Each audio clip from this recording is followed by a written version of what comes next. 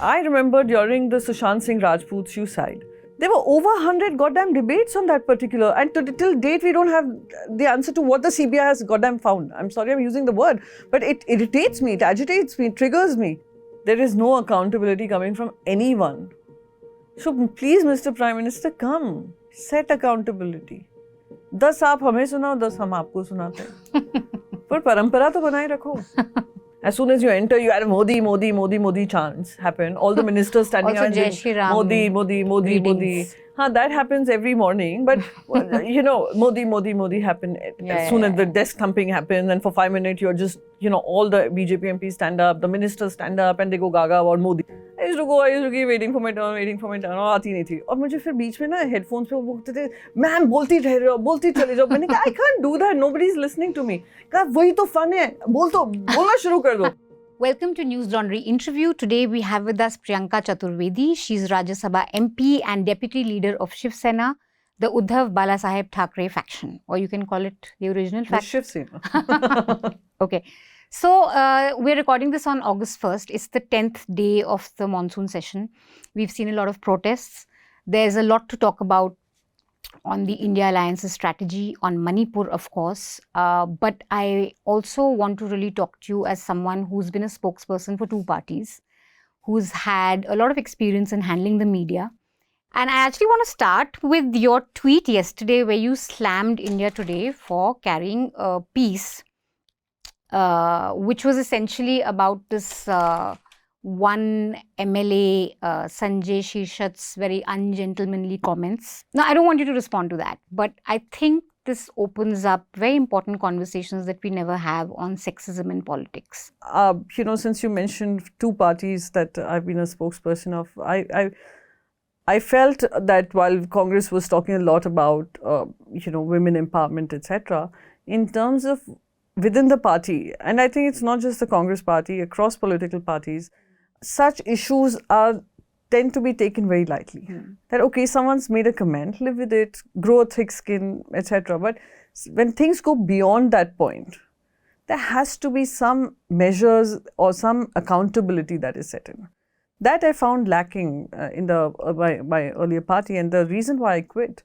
This is what was reported back then, that a bunch of Congress workers had misbehaved with you at a meeting in Mathura, yes, and they were reinstated back again. Yes. And do you want to get into the nature of what had happened? No, like it gets me all teary-eyed every time I Okay. think of it, simply because it wasn't just about me. Of course, how they behaved and how they acted and was one thing. But after action was taken against them, they were those, you know, the powerful goons, I would call them goons, of Mathura.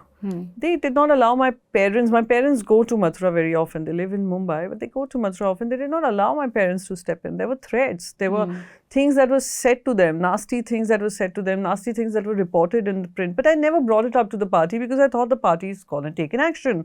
But the reinstatement for me was a snapping point. I was like, when Manipur happened, and especially when the videos came out, I don't think there was anyone in the country that wasn't moved by it, shocked by it. And one really hoped that this was one issue where you would especially see women MPs take the lead and have a discussion on it and talk about it and really forces everyone's attention on it.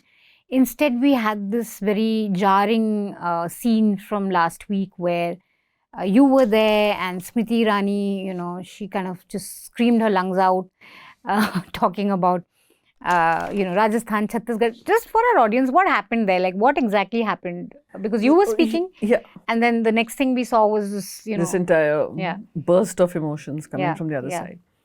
So, you know, when I saw the video, I could not sleep that night. I could not sleep that night. I'm sure most of the women of this country could not sleep that night. And I don't think that's an exaggeration. Honestly, it left me also. It just leaves you so disturbed. It leaves you very disturbed. And I thought I would raise this in the parliament. Now, what's happened is any parliamentary questions around Manipur are not allowed. Not allowed as in parliament, it doesn't even get balloted, firstly. Okay, that's happening. Yeah, that's happening because, you know, the matter is being heard in the Supreme Court, etc., whatever reasons. It's not even balloted, not even selected. All right, fine. I thought I'll raise it during a 0 hour 0 hour hasn't been happening. We thought the best effective mechanism is a 267 or 267 where you suspend all business hours and have a discussion on Manipur. And however, that particular question was a very relevant question where I was asking about orphans and the list of orphans that are maintained in various states. I was going to come to the state of Manipur. But as soon as I uttered the word Manipur, my mic was switched off. So it has become like an unparliamentary word. Manipur has become literally an unparliamentary Your word. mic was switched off. Mic was switched off. The importance of the Prime Minister speaking on it, I completely get it. But I think a lot of citizens, regular folks who want a discussion on Manipur, I mean, a lot of people want to hear what the opposition has to say on it. Why not just compromise on this one thing? You can ask, Home Minister is in charge. I'll tell you something that I must share, that the Home Minister, obviously it was much publicized also, had an all-party meeting. Where it was a free, frank, fair discussion where we spoke our minds. All the floor leaders were called, party leaders were called. I was part of the meeting. The Home Minister has spoken. We had raised certain demands, totally ignored. The Women and Child Welfare Minister, totally ignorant of the fact of what is happening in Manipur. Or maybe knows the fact but doesn't care much about it. Then you have the NCW who had got the complaints from these women but no action taken. Yeah. There are multiple layers to this entire, lapses. And of course, the Chief Minister who doesn't hold himself accountable. Who thinks he's the most important person right now and he's going to mess it up and mess it up and mess it up till Manipur is not divided into several sections and no accountability. So who is heading this government? It's the Prime Minister. So the Prime Minister needs to come and tell us what has his contribution been and what has he been doing. Do you think it may though work against you in some ways, because a lot of people may just see it as an ego tussle, that the Prime Minister doesn't want to speak and they will only speak till the Prime Minister speaks. So whose ego is this? And both. But I'm saying that you could maybe get more people on your side if you just kind of let that go and just speak about it, Do you think of that as... My question to you then would be that whose ego is driving him away from the Parliament? Are we looking at a parliamentary model which is defunct where a Prime Minister doesn't think it's... we spoke about vindictiveness against journalists, and this is something that Shiv Sena also has to answer for what happened with Arnab Goswami, him being sent to jail for 14 days judicial custody. It's very clear that that was in response to what Republic was doing in its reportage against Shiv Sena, and I completely agree that it was incorrect, especially around the whole Riya Sushant thing. However, putting him in jail for a case, from 2018, that is vindictiveness. In your suicide letter, he's categorically mentioned it. But the case was shut. He did no, the case was not shut. Let me tell you, there was no case that was shut. The case was shut, but the relative then went to Anil Deshmukh and said that, I think it was unfair. It was put in the cold storage. It was put in cold storage.